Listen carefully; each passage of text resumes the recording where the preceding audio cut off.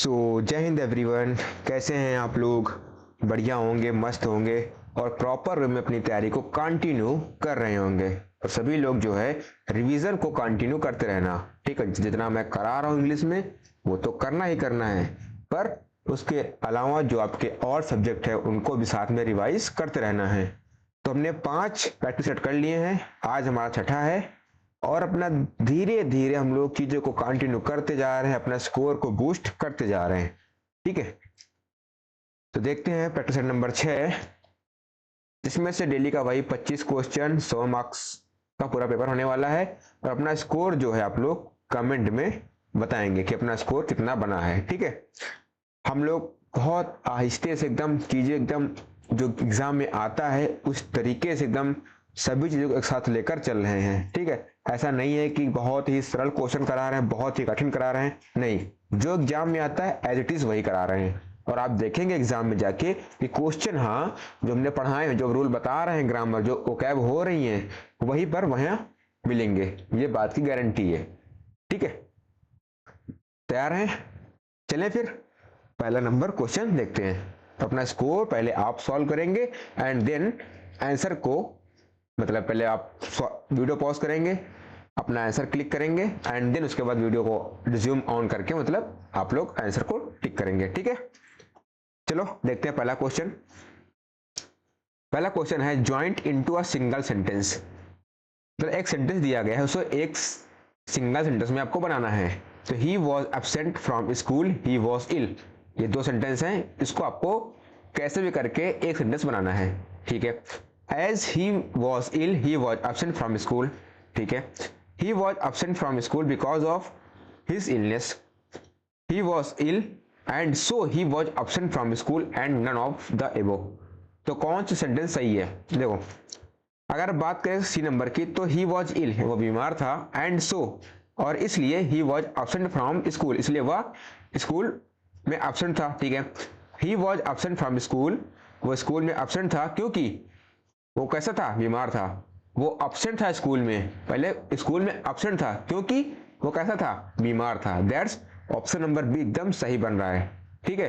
तो क्या हो जाएगा? Option number B is the right answer, ठीक है।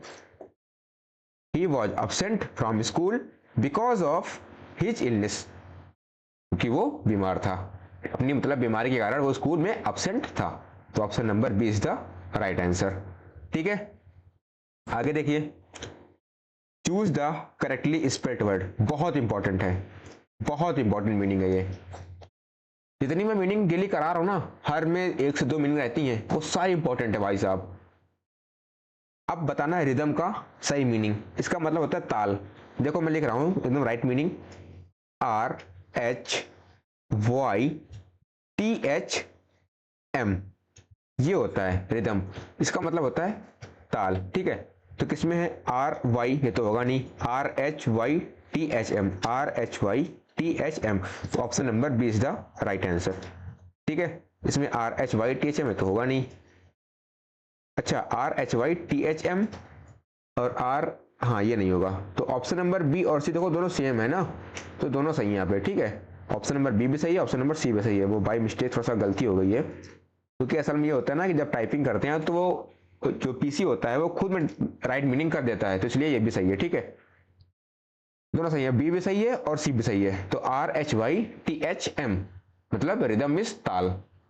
आगे देखिए, third number, find an error in each of the following sentence if any, if there is no error your answer is D। मतलब 4 part में सेंटेंस को divide किया गया है, अगर गलती है तो बताइए, अन्यथा आपके पास नो एरर यानी कि डी ऑप्शन भी दिया गया है। चलो देखते हैं।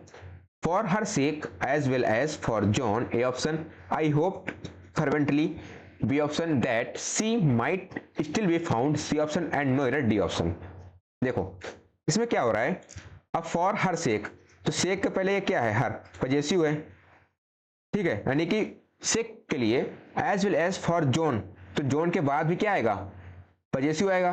तो जोन पजेसिव के लिए क्या करेंगे हम लोग? जोन में लगा देंगे हम लोग अपोस्ट्रोफी एस, ठीक है। जोन को कर देंगे हम लोग जॉन्स, तो दैट्स इट द पजेसिव यहाँ पे शो करेगा। तो ऑप्शन नंबर ए में गलती थी। ठीक है, क्योंकि यहाँ से के पहले अगर पजेसिव है तो इसके पहले भी पजेसिव का प्रयोग होगा। ठीक है, तो ए में गलती हो जाएगी। आगे देखिए, find the error in each of the following sentence if any, if there is no error your answer D.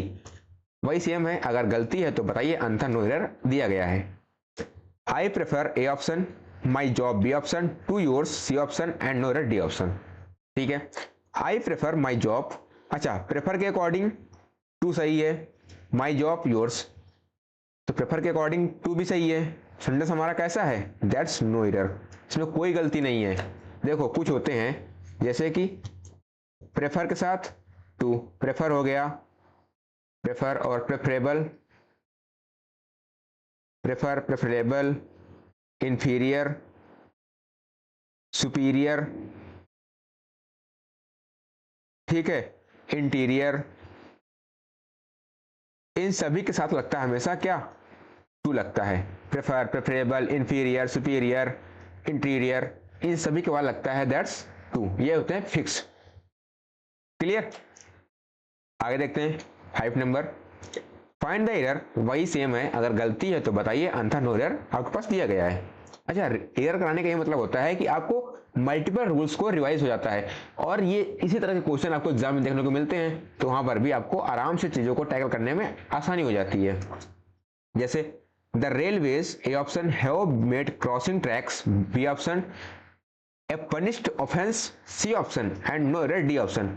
The railways have made crossing tracks, मतलब रेलवे ने क्रॉसिंग ट्रैक्स को बनाया, एंड पनिश्ड ऑफेंस, और उस पर मतलब दंडनीय अपराध के लिए करा दिया। तो यहाँ पनिश्ड क्या है, ये दैट्स वर्ब का काम कर रहा है, ऑलरेडी वहां पे वर्ब दी गई है, तो यहाँ पे काम होगा ऑब्जेक्ट का, तो ऑब्जेक्ट के यहाँ पे क्या करेंगे हम लोग, कर देंगे पनिशेबल। ठीक है, इसको ला देंगे नाउन, तो हो जाएगा पनिशेबल ऑफेंस, तो पनिश की जगह पे क्या हो जाएगा, पनिशेबल। तो ऑप्शन नंबर सी में गलती है। ठीक है, आगे चलें,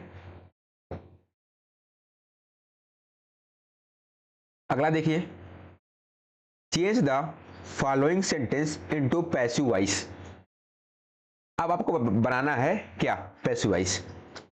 will they pull down the old building, sentence हमारा कैसा है, ये हमारा सेंटेंस है परफेक्ट का। ठीक है, सॉरी सॉरी सॉरी फ्यूचर का है, परफेक्ट कह रहे हैं, ये हमारा है फ्यूचर एंड डेफिनेट। ठीक है, इसको बनाएंगे हम लोग किसमें, फ्यूचर कंटिन्यूअस में।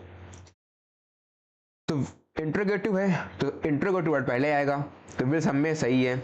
अब द ओल्ड बिल्डिंग, ये काम करेगा हमारा कैसे, सब्जेक्ट की तरह से, तो उसके बाद क्या आएगा, विल के बाद द ओल्ड बिल्डिंग आएगा। अच्छा, अगर हम बनाएंगे फ्यूचर कंटिन्यूअस तो लगाएंगे बी, यानी कि हेल्पिंग वर्ब के बाद क्या आता है, बी आता है, एंड उसके बाद लगाएंगे वर्ब की थर्ड फॉर्म। तो देखिए, will the building be pulled bye them, लेकिन यहाँ पे पुल डाउन नहीं दिया गया है, उसको हटा दो। Will the building being, pull down being लगेगा नहीं। Will the old building be being, उसको बैठा दो। Will the old building be pulled down by them, देखा हो जाएगा देम, तो that's option number D is the right answer. ठीक है, option number D is the right answer. Will the old building be pulled, क्योंकि pull हमारी क्या है, वर्ब है, तो पुल्ड डाउन बाय देम। ठीक है, आगे देखिए 7 number, change the following sentence into indirect narration. She said, comma, inverted comma, I shall try to bring you the books tomorrow। अच्छा, तो सी सेड दैट सब में होना चाहिए, सब में है। अब सेंटेंस थोड़ा सा अच्छा है। अच्छा, पहले हम लोग ट्राई करते हैं पीछे से। टुमारो को मैंने आपको बता दिया है, क्या हो जाएगा, ये हो जाएगा हमारा द नेक्स्ट डे हो जाएगा।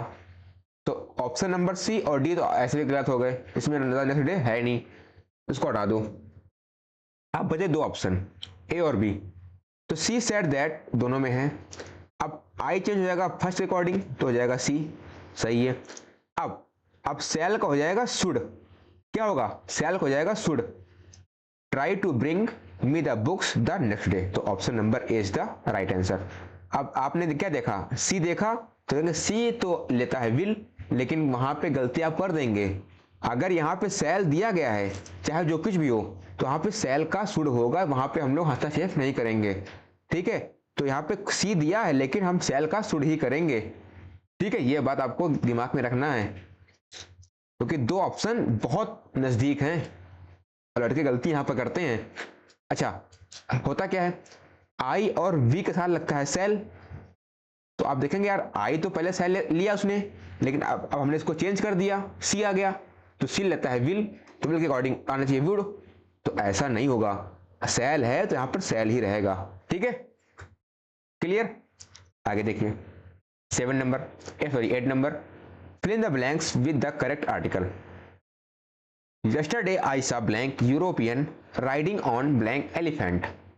बस अपना वही सेंटेंस, अगर कॉन्सोनेंट साउंड है तो ए का प्रयोग होगा, अगर वावेल साउंड है तो एन का प्रयोग होगा, अगर डेफिनिट है कोई चीज तो वहां होगा द का प्रयोग।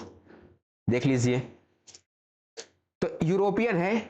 अच्छा, ये ई तो है किसका, ये इंग्लिश में तो ये आर्टिकल है, सॉरी वावेल है, ए ई आई ओ यू, लेकिन यहाँ पे साउंड किसका आ रहा है, यूरोपियन है कि या का साउंड आ रहा है, यानी कि कॉन्सोनेंट साउंड आ रहा है।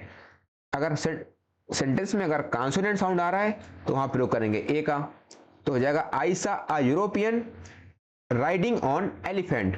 अच्छा, एलिफेंट में कैसे होता है, एलिफेंट यानी कि ए का साउंड आ रहा है, तो ए मतलब वीएस साउंड। अच्छा, वीएस का मतलब क्या होता है, वावेल साउंड, तो हो जाएगा एन। तो यस्टरडे आई सा अ European riding on an elephant, तो क्या हो जाएगा, ए और एन किसमें है, इसमें ए है, इसमें दादा है, तो हो जाएगा ए और N. Option number C is the right answer.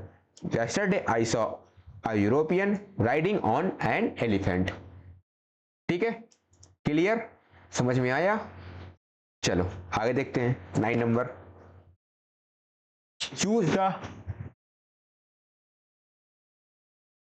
Choose the correct sentence. Please describe to the story, please describe about the story, please describe the story, please describe to the story. वाह भाई वाह, कितना clause sentence है।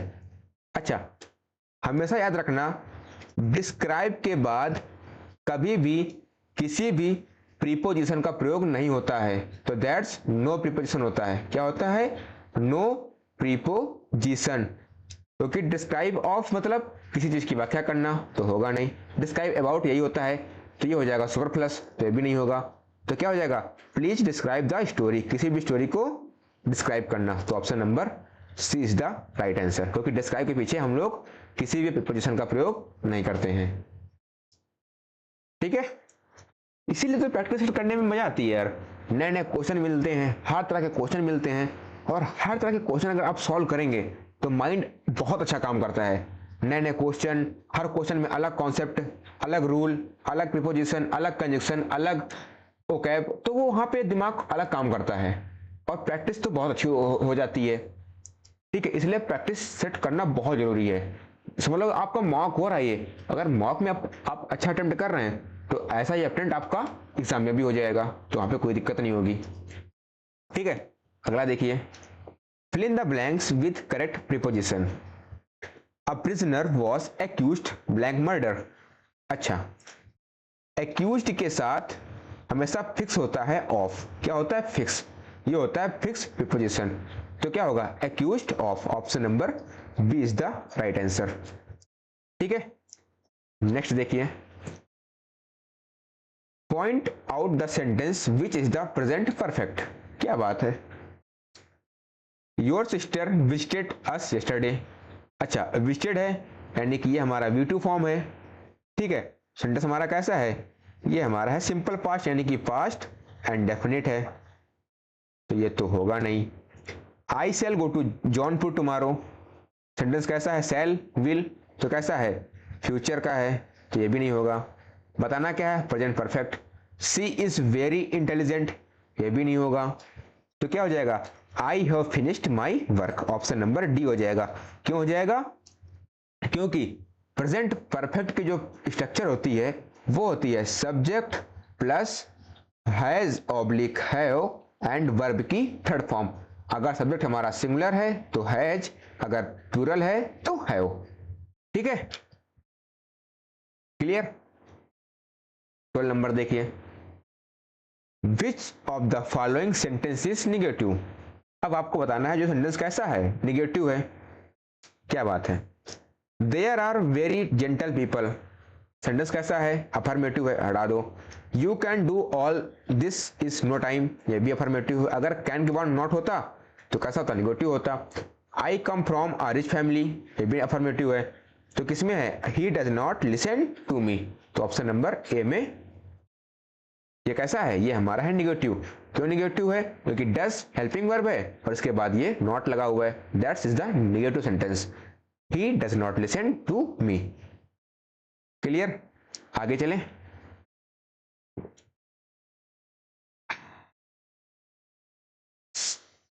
Rearrange the sentence with the correct order, label as PQRS, choose the proper sequence. अब बताना है PQRS, आपके exam में एक PQRS कंफर्म होता है। सी कंप्लेन दैट, पी में दिया गया है that it took a month, Q में दिया गया टू क्लीन इट, आर में दिया गया है द हाउस एंड एस में दिया गया है वाज सो डर्टी। अच्छा, सी कंप्लेन दैट, ये तो पहले आएगा, तो सी कंप्लेन दैट, उसने कंप्लेन किया कि द हाउस, कि घर, वाज सो डर्टी, कैसा था, गंदा था, यानी कि पहले आर आएगा उसके बाद एस आएगा, क्योंकि द सी कंप्लेन दैट, उसने कंप्लेन किया दैट द हाउस, कि घर, वाज सो डर्टी, घर कैसा है, बहुत गंदा है, that it took a month, क्योंकि उसने एक मंथ लिए टू क्लीन इट, इसे साफ करने के लिए। एकदम आराम से बन गया sentence. She complain that the house was so dirty that it took a month to clean it. तो कैसा बना sentence, R S P Q, किसमें है, आर एस किसमें है, ऑप्शन नंबर डी में है, हो जाएगा।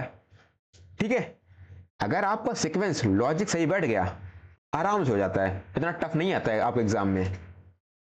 आगे देखिए नेक्स्ट 14 नंबर कह रहा है, in the following question choose the word opposite meaning to the given word as answer obsolete. अच्छा, आपको बताना है एंटोनियम किसका, ऑब्सोलीट का। ऑब्सोलीट का मतलब होता है जो चीज कैसी हो, पुरानी हो, मतलब आउटडेटेड हो, ओल्ड हो और प्रिमिटिव हो, मतलब वो चीज कैसी है, प्राचीन है, पुरानी है। हीटेड, गर्मी होता है तो होगा नहीं। डिसोलेट करना, रिनोवेट क्या होता है, नया करना, न्यू, रिनोवेट करना, न्यू करना, मॉडर्न, यही हो जाएगा। ऑटोमेटिक क्या होता है, जो ऑटोमेटिक होता है, जो खुद से काम करे, दैट्स ऑटोमेटिक होता है वो। तो क्या हो जाएगा, रिनोवेट करना मतलब कुछ चीज को नया करना। कहते नहीं कि यार ये फर्नीचर को हमने रिनोवेट कर दिया, मतलब ये फर्नीचर हमारा नया हो गया है। ठीक है, आगे देखिए 15 number, in the following questions out of the 4 alternatives choose the one which best express meaning of the given word dubious. आपको बताना है डूबियस का सिनोनियम। अच्छा, डूबियस का मतलब क्या होता है, जो चीज कैसी है, अनक्लियर है। अच्छा, अनक्लियर होगी तो कैसी होगी, डाउटफुल होगी, कैसी होगी, डाउटफुल होगी। अच्छा, अगर चीज डाउटफुल है तो वो कैसी होगी, कंफ्यूजन में होगी, तो कंफ्यूजन हो जाएगा। अच्छा, अगर कंफ्यूजन में है तो कैसी है, पजल्ड है। ठीक है, बहुत कठिन है। अगर पजल्ड है तो कैसी है, परप्लेक्स है। मतलब एक से बहुत सारे meaning, dubious, unclear, doubtful, confusion, puzzled, perplex, इन सभी को मतलब होता है दैट्स, जो चीज कैसी है, डाउट में हो। क्लियर क्या होता है, जो चीज कैसी है, ऑब्वियस है, मतलब क्लियर है। अनडाउट क्या होता है, तो चीज कैसी है, अनक्लियर है।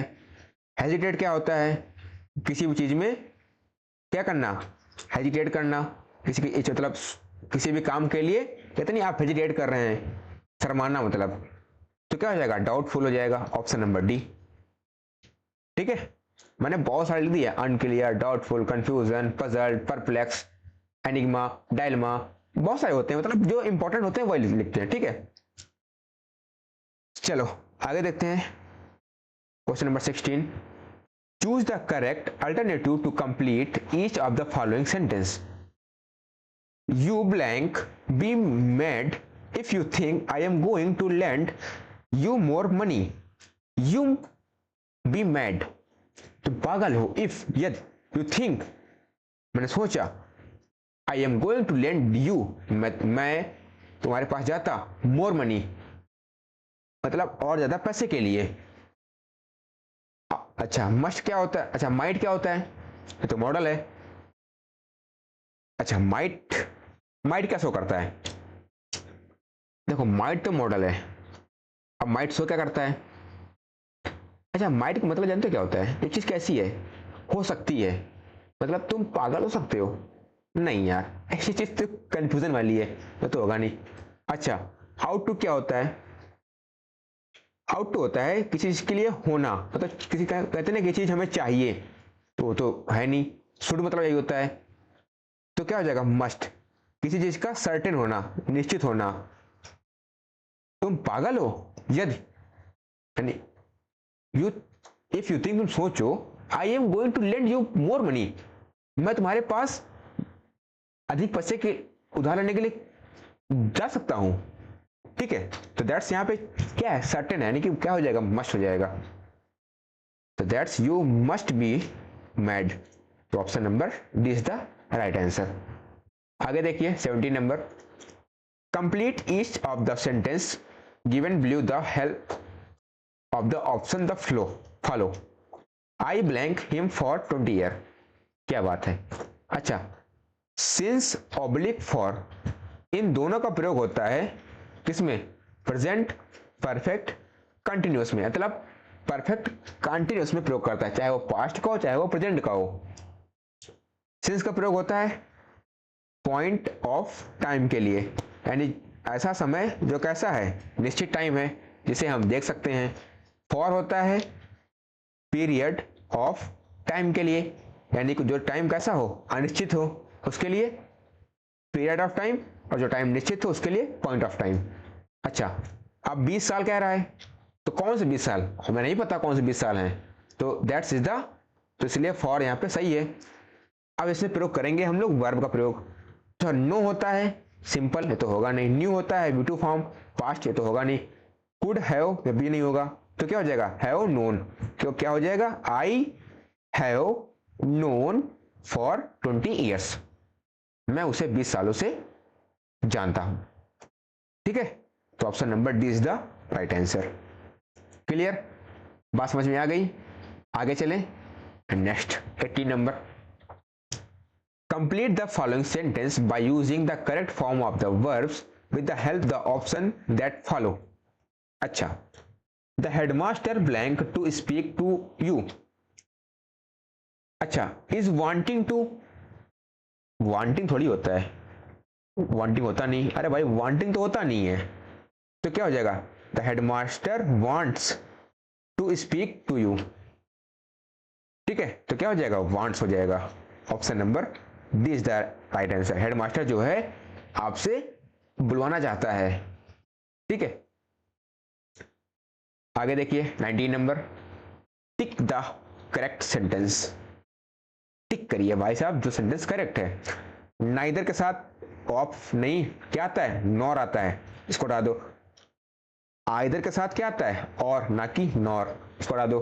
बोथ राम एंड श्याम, ठीक है, अगर दो हैं तो सेंटेंस हमारा कैसा है, प्लूरल, तो आना चाहिए प्लूरल की वर्ब, तो इसको हटा दो. Neither Ram nor Shyam had done it. अच्छा नाइदर का पेयर नॉर के साथ जो वर्ब आती है वो आती है हमारा, तो जो वर्ब के नजदीक हो उस सब्जेक्ट के अकॉर्डिंग वर्ब एग्री करती है. तो श्याम, अच्छा हैड लगा हुआ है, तो सेंटेंस चाहे प्लूरल हो चाहे सिंगुलर हो, लगता हैड है हमेशा, तो सेंटेंस कैसा है, सही है. आइदर का पेयर और के साथ, नाइदर का पेयर नॉर के साथ, नॉट ओनली का पेयर बट आल्सो के साथ, ये आपको याद रखना है. और इसमें जो वर्ब होती है वो यहाँ पे जो S2 होता है, यानी कि सब्जेक्ट सेकंड के अकॉर्डिंग एग्री करती है. ठीक है, यहाँ पे सब्जेक्ट 1 होगा और यहाँ पे सब्जेक्ट 2 होगा, और यहाँ पे जो वर्ब होगी इन सभी में वो एग्री करेगी आपके नियरेस्ट सब्जेक्ट के अकॉर्डिंग। उसके नियर कौन सा है, सब्जेक्ट 2 है हमारा, तो इसी के अकॉर्डिंग वर्ब आएगी। ठीक है, इस रूल के अकॉर्डिंग मुझे लगता है कि ये क्वेश्चन आपके एग्जाम में आना चाहिए, तो आना चाहिए और आएगा, क्योंकि बहुत इंपॉर्टेंट रूल है ये। आगे देखिए 20 number, find the correctly spelled word, बहुत इंपॉर्टेंट है। मैं कह रहा हूं इसको करिए 3 स्टार मार्क। एग्जाम में चांस है कि ये क्वेश्चन आना चाहिए। मिलियन मतलब क्या होता है, 1000 वर्ष, यानी कि बहुत, मतलब मिलियन मतलब क्या है, तो क्या होता है, हजारों वर्षों का समूह होता है। ठीक है, उसे हम लोग कहते हैं मिलियम। ठीक है, जिसे हम लोग कहते हैं क्या, शताब्दी कहते हैं। ठीक है, 1000 वर्षों का समूह। इसकी जो राइट मीनिंग होती है वो क्या होती है, बहुत अच्छा क्वेश्चन है ये। और ये मीनिंग पता नहीं कितनी बार आपके कई एग्जामों में आ चुकी है, चाहे वो एयरफोर्स हो, नेवी हो, एनडीए हो, सीडीएस हो, एफकैट हो, कोस्ट गार्ड हो, मतलब डिफेंस के लगभग हर एग्जाम में इस मीनिंग का जिक्र हुआ है। तो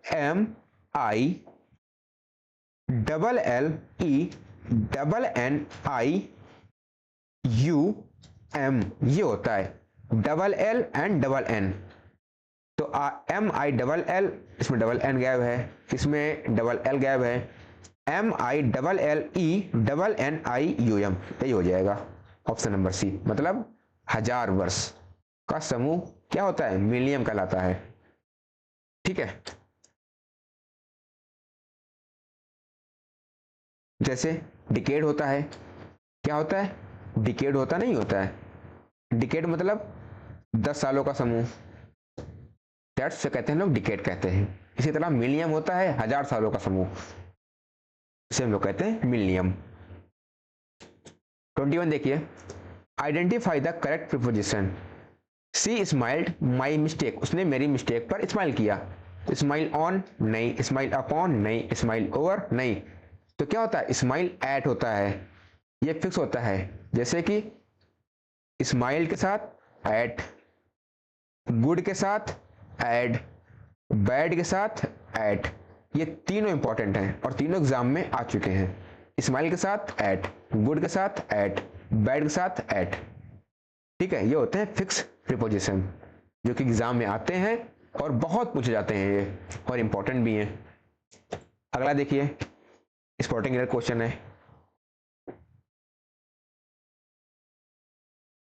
भाई प्यास बहुत लगती है यार। स्पॉटिंग एरर बताना है आपको। Each of the players have given their best performance. अच्छा, अब ऑफ यहां पे क्या है, ये हमारा है प्रीपोजिशन। द प्लेयर्स क्या है, ये हमारा है ऑब्जेक्ट। तो सब्जेक्ट क्या होगा, ईच। अच्छा, ईच क्या होता है, ये होता है हमारा सिंगुलर। अगर सब्जेक्ट हमारा सिंगुलर तो वर्ब भी हमारी सिंगुलर। तो यहां क्या हो जाएगा, has given, each of the players has given their best performance. तो किसमें गलती है, ऑप्शन नंबर बी में गलती है। है को जगह पे क्या हो जाएगा, हैज हो जाएगा। क्या हो जाएगा, हैज। ठीक है, अगला देखिए 23, choose the correct idioms. To take one's heel, इसका मतलब होता है अपनी एड़ी दिखाकर भाग जाना, मतलब मैदान छोड़कर भाग जाना। क्या होता है, भाग जाना। टू वॉक स्लोली नहीं, टू रन अवे। क्या होता है, to run away. Option number B is the right answer. To take one's heel का मतलब होता है कहीं से भाग जाना, that's to run away. Okay, चलिए 24 देखिए, सिनोनियम ऑफ स्पार्स। क्या बात है, इसका मतलब क्या होता है, स्पार्स का मतलब होता है क्या, वो चीज कैसी हो, विरल हो। कैसी हो, विरल। अरे सर इंग्लिश में बताइए, ये चीज कैसी हो, रेयर बिट हो। कैसी हो, रेयर बिट। अरे सर और सरल बताइए यार। अरे भाई जो चीज कैसी हो, पतली हो, थिन हो। ठीक है, उसे हम लोग क्या कहते हैं, स्पार्स कहते हैं। तो क्या हो जाएगा, थिन हो जाएगा। अच्छा, रिच क्या होता है, वेल्दी होता है। क्या होता है, वेल्दी। डेंस क्या होता है, बहुत घना होता है। डेंस क्या होता है, घना। तो ये हो जाएगा, इसका अपोजिट हो जाएगा। ठीक है, ये हो जाएगा इसका एंटोनियम। हैवी क्या होता है? बहुत भारी होता है। बल्कि, बल्कि कहते नहीं, बहुत भारी, हैवी है, तो क्या हो जाएगा? बल्कि। तो स्पार्स मतलब जो चीज कैसी है? रेयर बिट है, पतली है, थिन है। तो option number B is the right answer. Okay, चलो। अच्छा, डेंस में कुछ मीनिंग ले सकते हैं आप लोग, जैसे कि ये चीज कैसी है? कॉम्पैक्ट और इंटेंसिव। इंटेंसिव ये चीज कैसी है? घनी है, डेंस है। और थिक यही होता है। फॉगी यही होता है। बहुत सारी मीनिंग है यार, compact, intensive, thick, foggy, dense, मतलब चीज कैसी है? घनी है। आगे देखिए 25। One word substitution. A person who thinks only of himself. ऐसा आदमी जो सिर्फ अपने बारे में सोचता है और अपने लिए काम करता है, वो कैसा होता है आदमी? वो आदमी सेल्फिश होता है, यानी स्वार्थी होता है। तो क्या हो जाएगा? इगोइस्ट हो जाएगा। मतलब क्या होता है इसका? जो आदमी स्वार्थी हो, यानी कि कैसा हो? सेल्फिश हो, सिर्फ अपना काम बनता, भाड़ जाए जनता, वो वाला काम इसके पास है। अपना, अपने बारे में सोचना, अपने लिए काम करना। एसेंट्रिक क्या होता है? बहुत विचित्र आदमी होता है। ठीक है, एसेंट्रिक मतलब बहुत विचित्र आदमी, यानी कि एसेंट्रिक और ऑड आदमी। ठीक है, ऑड आदमी। प्राउड क्या होता है? घमंड होता है। बॉस्टर बहुत बातें फेंकना, डींगी हाँकना। ठीक है, क्लियर? तो ये आपके हो गए 25 question finish. That's thank you. कहते नहीं thank you sir, thank you. तो 25 क्वेश्चन हो गए हैं और हमारे 6 प्रैक्टिस सेट भी, और हमारे 6 प्रैक्टिस सेट भी खत्म हो चुके हैं। अब आप अपना स्कोर कमेंट करेंगे कि अपना स्कोर कितना बना है। ठीक है, बाकी कैसी लगी क्लास कमेंट करना है। अगर अच्छी लगी हो, अगर क्वेश्चन अच्छे हो, तो कमेंट में अपना प्यार बनाए रखना। ठीक है, और इसकी मैं पीडीएफ अपने टेलीग्राम चैनल में डाल दूंगा, जिसकी लिंक वीडियो के डिस्क्रिप्शन में लगी होगी। वहां से जाइए, टेलीग्राम ज्वाइन करिए, उठाइए पीडीएफ और रिवीजन करिए। और टेलीग्राम ज्वाइन करने का ये भी एक मतलब होता है कि वहां पे सारा मैं इंफॉर्मेशन डालता रहता हूँ। ठीक है, आपको एग्जाम के रिकॉर्डिंग सब कुछ मतलब वहीं पे होता है। ओके, फिर मिलते हैं आपको नेक्स्ट प्रैक्टिस सेट में। तब तक के लिए सभी को टाटा, बाय बाय, जय हिंद एंड टेक केयर। अपना रिवीजन को कंटिन्यू करते रहना है। ठीक है, चलो।